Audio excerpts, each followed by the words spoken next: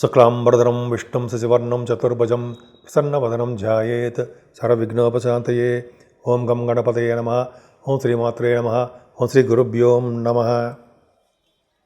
మా ఆది ఆస్థాలను చూస్తున్న మీ అందరికీ, అలాగే విదేశాల్లో కూడా ఉంటూ నన్ను ఎంతగానో ప్రోత్సహిస్తున్నటువంటి మీ అందరికీ కూడా నా హృదయపూర్వక నమస్కారాలు.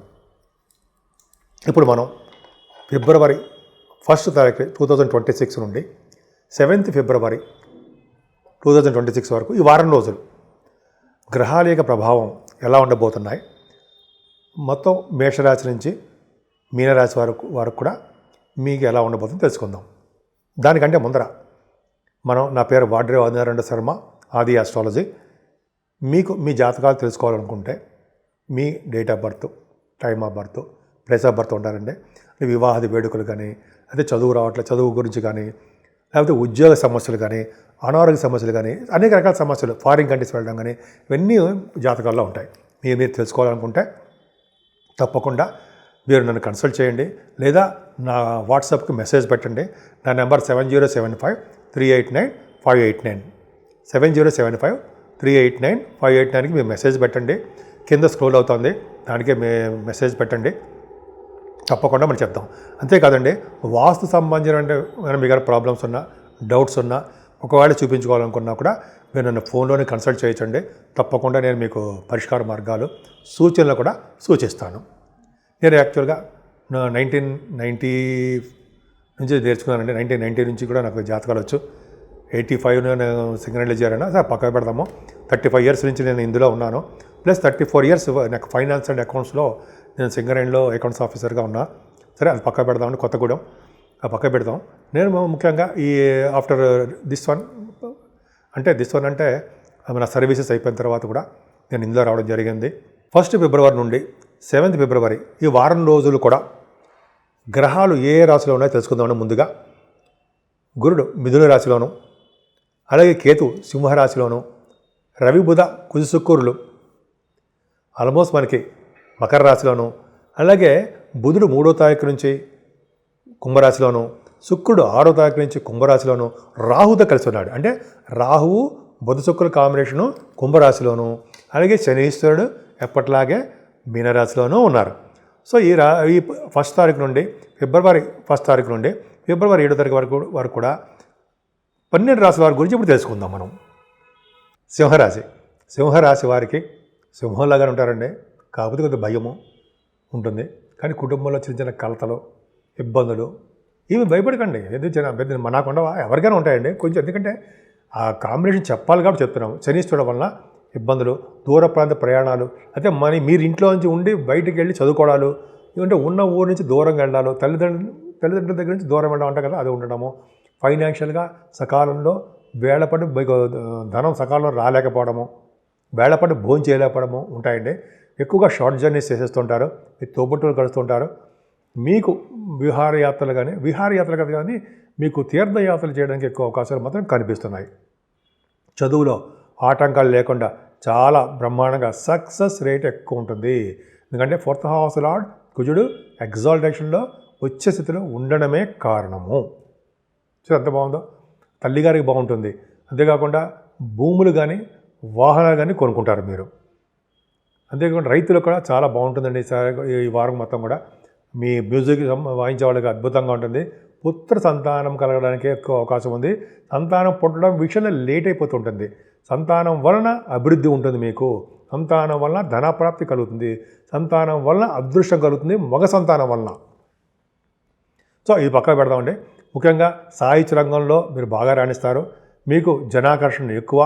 క్రీడా రంగంలో ప్రముఖమైన క్రీడాకారులుగా మీరు ఉంటారన్నది సందేహం లేదు. గెలుస్తారు అన్ని రంగాల్లో కూడా. ముఖ్యంగా స్టాక్ మార్కెట్లో, షేర్ మార్కెట్లో, ఫైనాన్స్ రంగంలో మీరు బాగా డబ్బు సంపాదించుకుంటారు. పదవులు రావడానికి కూడా అవకాశం ఉంది. ఏదైనా రవి బుధ కుజ శుక్రులు 6వ భావంలో ఉండడం గొప్ప అదృష్టం అండి. ముఖ్యంగా కుజుడు అత్యంత రాజకారకుడు, 9th హౌస్ లార్డ్ మీకు అద్భుతంగా బ్రహ్మాండంగా బాగున్నాడు. ముఖ్యంగా 9th house lord, 10th house lord 6వ భావంలో ఉన్నారు. శుక్రుడు పక్కన లాభాధిపతి కూడా ఉన్నాడు. ఎందుకు అద్భుతం అంటే మీకేంటి, శత్రువుల ద్వారా ధనప్రాప్తి, ధన సంపాదన, సంపూర్ణ ఆరోగ్యవంతులుగా ఉండడము, కోర్టు కేసుల్లో గెలవడము, అంటే లా రిలేటెడ్ సంబంధించిన విషయాల్లో గెలవడము, మాకు మీ తీర్పు బాగా రావడము, ఫేవరబుల్గా రావడము మీ జాతకాల నుంచి ఆధారపడి ఉంటుంది.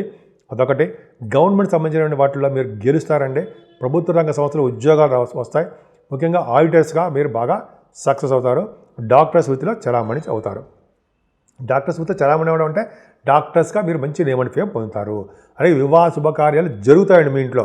ఎందుకంటే సప్తమస్థంలో రాహుతో పాటు బుధ శుక్రులు కూడా ఉన్నారు. బుధ శుక్రుల కాంబినేషను ఖచ్చితంగా మంచి భార్య, మంచి భర్త వస్తారంటాం కదా, జరుగుతుంది. అంతేకాదు అలా జరగడానికి అవకాశాలు ఎక్కువ ఉంటాయి. అంటే బుధ శుక్రుల కాంబినేషన్ వల్ల కోరిన సంబంధం జరుగుతుంది అని చెప్తాం మనం. వివాద వేడుకలు బాగుంటాయి మీ ఇంట్లో. కాకపోతే అనారోగ్య సమస్యలు కొద్దిగా జాగ్రత్తగా చూసుకోండి. కొద్దిగా చిన్న చిన్న ప్రాబ్లమ్స్ వస్తాయి. ప్రొఫెషనల్గా ఏమాత్రం ఇబ్బంది ఉండదు. మీరు చేస్తున్న వ్యాపారాభివృద్ధి దినదిన ప్రవర్ధమానం అవుతుంది. ఫారిన్ కంట్రీస్ కూడా మీరు వెళ్ళడానికి అవకాశాలు ఎక్కువ కనిపిస్తున్నాయి. అందులో సందేహమే లేదు. అంతేకాకుండా మిమ్మల్ని గురుడు కంటికి రెప్పలా కాపాడేవాడు. 11వ భావంలో ఉన్న గురుడు ధనప్రాప్తిని, అదృష్టాన్ని, ఫ్లో ఆఫ్ మనీని, మీ అన్నయ్య గారిని, మీ అక్కయ్య గారిని వాళ్ళని కాపాడుతూనే ఉంటాడు. పైగా తీర్థయాత్రలు చేస్తూ ఉంటాడు. అన్ని రంగాలను ముందంజలో ఉండేది చేస్తుంటాడు.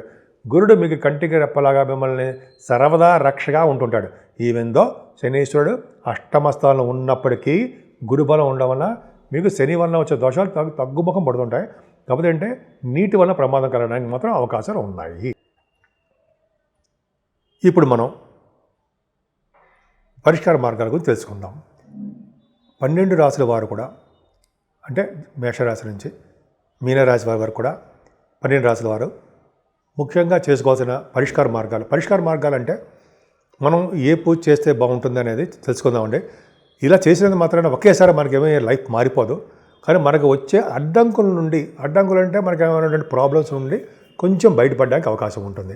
ప్రతి రాశి వారు ముఖ్యంగా పూజించవలసిన దేవుడు ఈ నెలలో సూర్యభగవాన్ ఆరాధన, అలాగే పద్మావతి అమ్మవారు, వెంకటేశ్వర స్వామి వారి యొక్క దర్శనాలు, శివాభిషేకాలు, మేధా దక్షిణామూర్తి గారి యొక్క దర్శనము, ఆయన యొక్క పూజలు చేసుకోవడం వలన సర్వసుఖాలు సర్వశుభాలు పొంది తీరుతారు. మనం ఈ నెల ఫిబ్రవరి 15వ తారీఖునే శివరాత్రి వస్తుందండి. మనకి ఇప్పుడు మనకు నానుడు ఉంది కదా, జన్మానికో శివరాత్రి అని. కరెక్టేనండి. ఒక్కసారైనా మన జన్మలో స్వామివారిని, అంటే ఈ ఫిబ్రవరి నెలలో స్వామివారిని పూజించడం చాలా ఫలితాలు ఉంటాయి. అందున స్వామివారి ఉద్భవించినటువంటి కాలం ఇది, అంటే అర్ధరాత్రి పూట. అందుకనే స్వామివారికి అభిషేకాలు చేయించుకుని, కళ్యాణాలు చేయించుకొని, ఉపవాసాలు ఉండి ఈ రోజంతా కూడా జాగారం చేయడం అత్యంత ప్రాముఖ్యత ఉన్నది. ఇలా చేయడం వలన శివసన్నిధికి చేరుకుంటారని, మన మరణానంతరం, ఇప్పుడు కాదు సుమా, మనకు దీర్ఘకాలం బతికిన తర్వాత మరణానంతరము శివ సాన్నిధ్యం పొందుతారని చెప్పి శాస్త్రం చెప్తోంది. అందుకని మనం ఏమాత్రం వీలు చూసుకొని ఈ రోజున అంటే శివరాత్రి రోజునే స్వామివారి సన్నిధిలో ఉందాము. పొద్దున్నుంచి అభిషేకాలు అలాగే మనం పాల్గొందాము. అంతేకాకుండా స్వామివారికి మారేడు దళాలతోటి, కలువ పుష్పాలతోటి కూడా పూజించడం వల్ల ఐశ్వర్య ప్రాప్తి కలుగుతుందని చెప్పి శాస్త్రం కూడా చెప్తోంది. కాబట్టి ఈ రాత్రిపూట స్వామివారిని అభిషేకాలతో పాల్గొనడము, స్వామివారికి కళ్యాణం చేయించుకోవడమే మనం చేస్తాం. తిలకించినా చాలా అదృష్టమే. అలాగే జాగరణ చేయడము చాలా అత్యంత పవిత్రమైనదండి. ఏమాత్రం అవకాశం ఉన్నా మీరు, అంటే 12 రాశుల వారు కూడా ఈ కార్యక్రమం చేసుకుంటే అత్యంత ఫలితాలు ఉంటాయి. ఈ సంవత్సరం మొత్తం ఏ చేసినా చేయకపోయినా ఒక్క శివరాత్రి పూట మనం ఈ పూజ స్వామివారికి, అంటే శివుడికి అభిషేక ప్రియుడు కాబట్టి చేసుకోవడం వలన, అన్ని పూజలు చేసుకోవడం వలన స్వామివారి సన్నిధికి మనం చేరుకుంటాం. పైగా స్వామివారి బోళాశంకరుడు అంటాం. సో స్వామివారు త్వరగా ప్రసన్నం అవుతారు కాబట్టి ఐశ్వర్యాన్ని, అదృష్టాన్ని, అలాగే శివ సాన్నిధ్యాన్ని మనకి ఇవ్వడానికి ఆ స్వామివారి యొక్క ఆశీస్సులు పొందడానికి ఎక్కువ అవకాశాలు ఉన్నాయి.